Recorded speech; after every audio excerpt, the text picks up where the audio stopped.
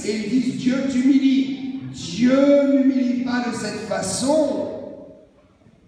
Nous avons une dignité et nous devons garder notre dignité d'homme et de femme.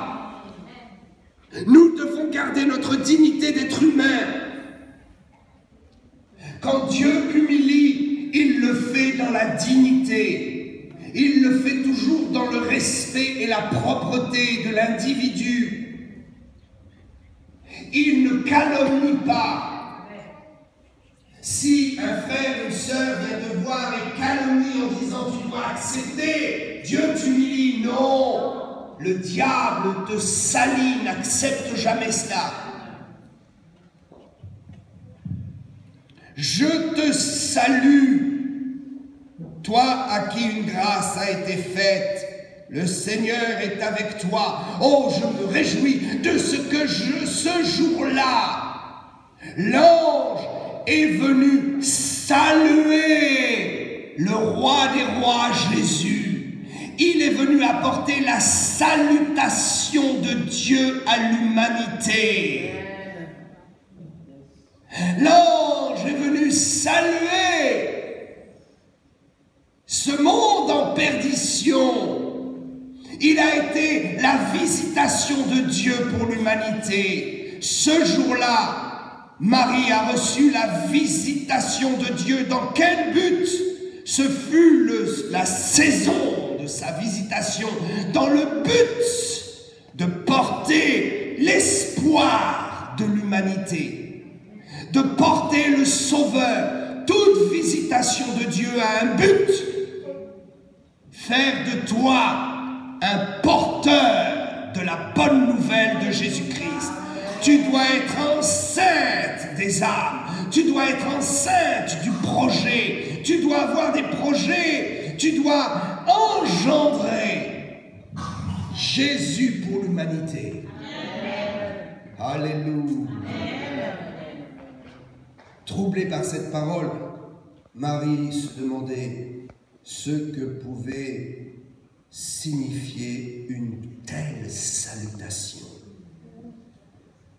Plus un messager viendra dans la paix, dans la révérence, dans une salutation du ciel, plus tu sauras qu'il est un messager du ciel pour ta saison de la visitation.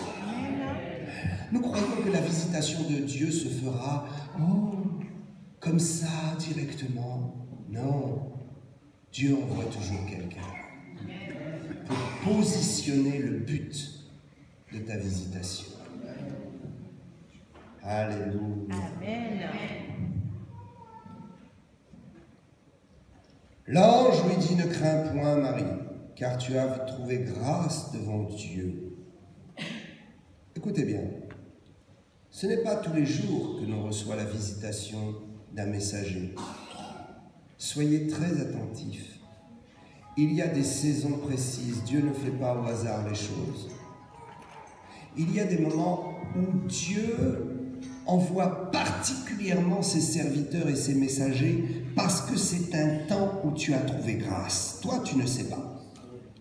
Toi, tu ne sais pas que tu as obéi à Dieu, que tu as fait pour Dieu, et les jours passent et les heures passent, et tu es dans cette logique, et tu es embarqué dans cette direction, mais tu ne sais pas que petit à petit, tu as attiré la faveur de Dieu, et à un moment, la faveur de Dieu est tellement forte pour toi, qu'il envoie son messager, et qu'il te visite pour une mission. Alléluia!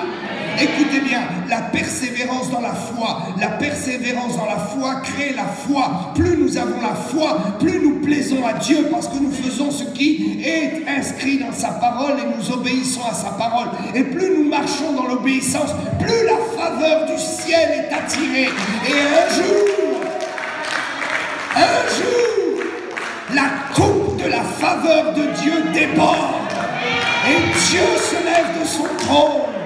Il se lève pour toi, les pans de sa robe se posent sur ta maison et il envoie un ordre. Visitez-moi celui-ci, visitez-moi celle-là, car la faveur est donnée. Alléluia.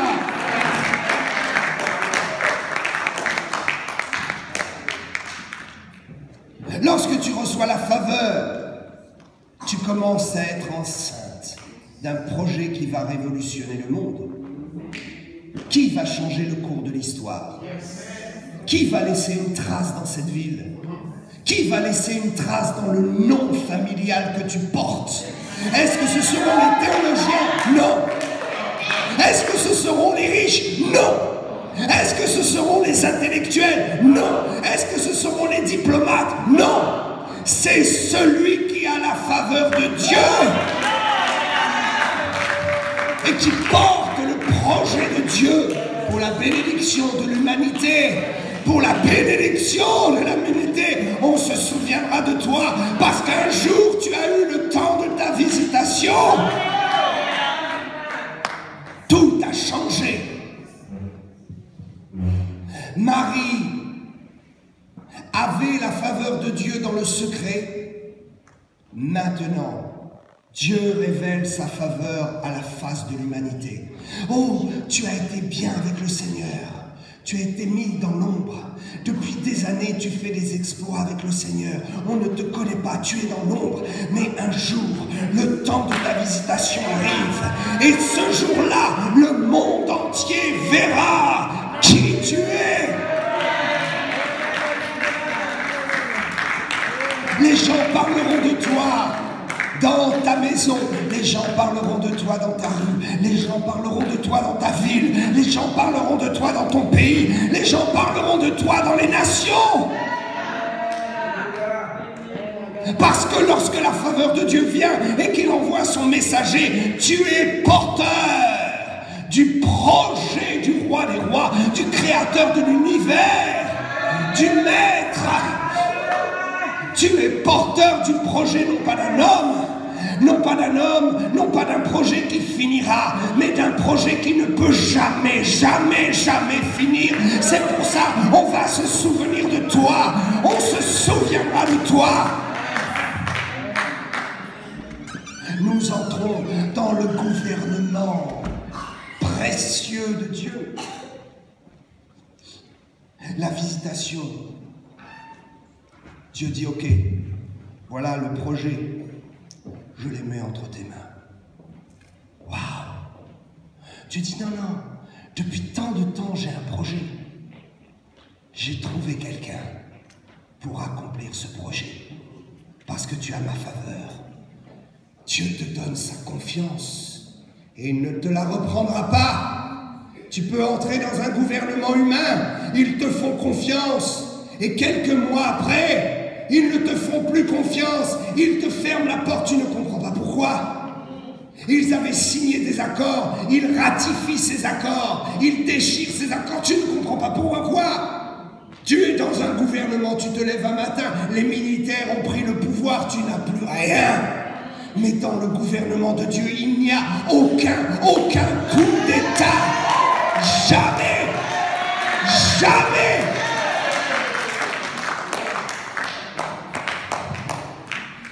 Je suis ministre d'un gouvernement qui ne connaîtra jamais de coup d'État.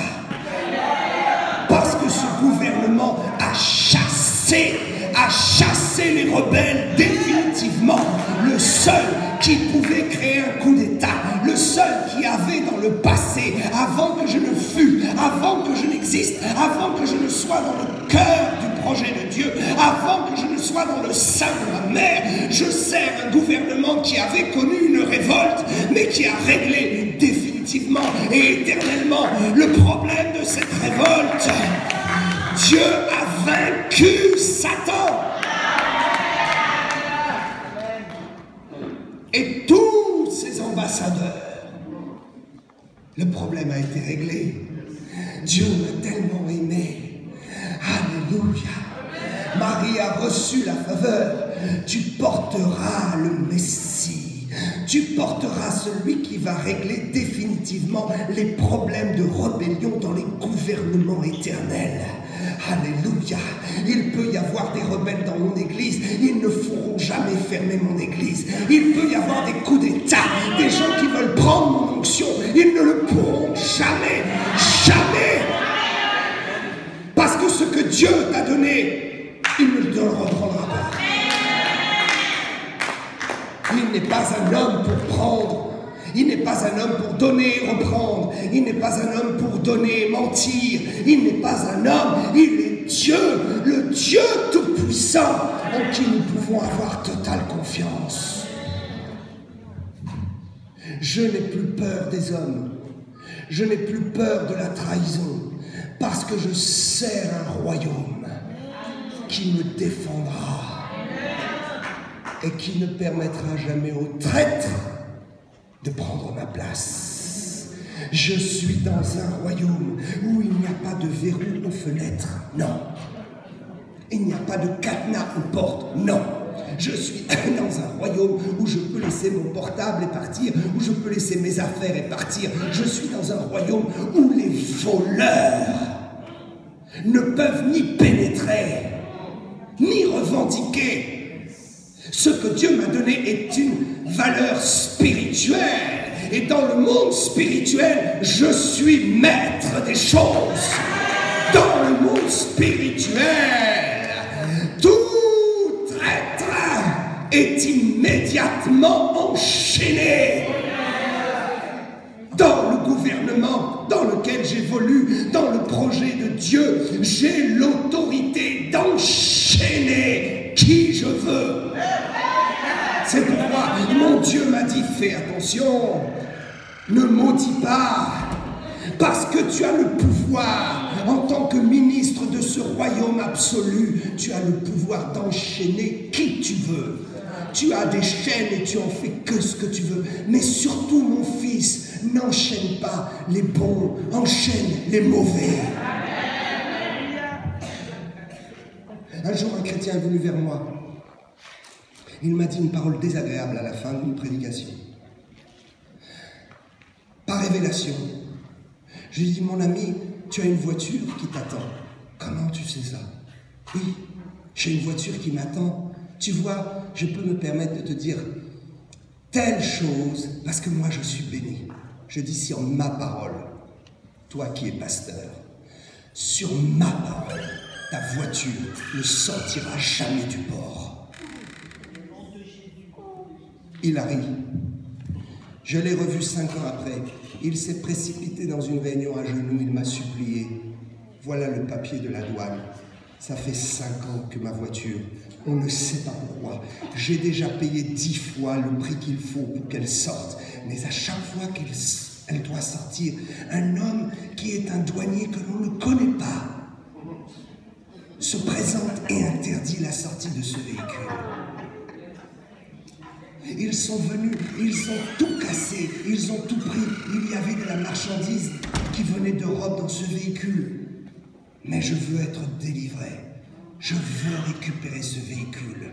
Parce que le jour où, pasteur, tu as bloqué ce véhicule, c'est toute ma vie qui a été bloquée. Dieu m'a dit tout de suite, fils, tu es ministre quand même. Tu n'avais pas le droit de te servir des chaînes contre un pasteur. Repens-toi et libère-le. J'étais jeune dans le ministère et je ne savais pas que nous pouvons utiliser nos chaînes comme nous voulons. C'est pourquoi Jésus dira, ne maudissez pas, parce que ça marche. Ça marche bien mieux que les sorciers. Parce qu'ils sont divisés entre eux. Ils ne savent plus où ils en sont. Parce qu'ils sont querelleurs. Vous avez déjà vu des démons? Moi j'ai vu des démons et j'ai observé. Ils se querellent entre eux. Ils sont bagarreurs. Ils cherchent à se voler. Ils cherchent à se monter la tête les uns sur les autres. Ils cherchent à se prendre le pouvoir. Dieu m'a dit, repens-toi. Je me suis repenti. J'ai prié pour cet homme. Écoutez bien, le lendemain, il reçoit un coup de téléphone. Nous sommes fatigués, venez chercher votre voiture.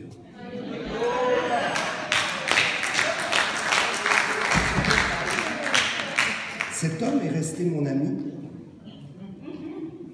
Et j'ai promis à Dieu, Père, je serai obéissant. Je ne me servirai pas de mes chaînes contre mes frères. Au contraire, j'irai les libérer de leurs chaînes. Amen. Ne faites jamais de mal à un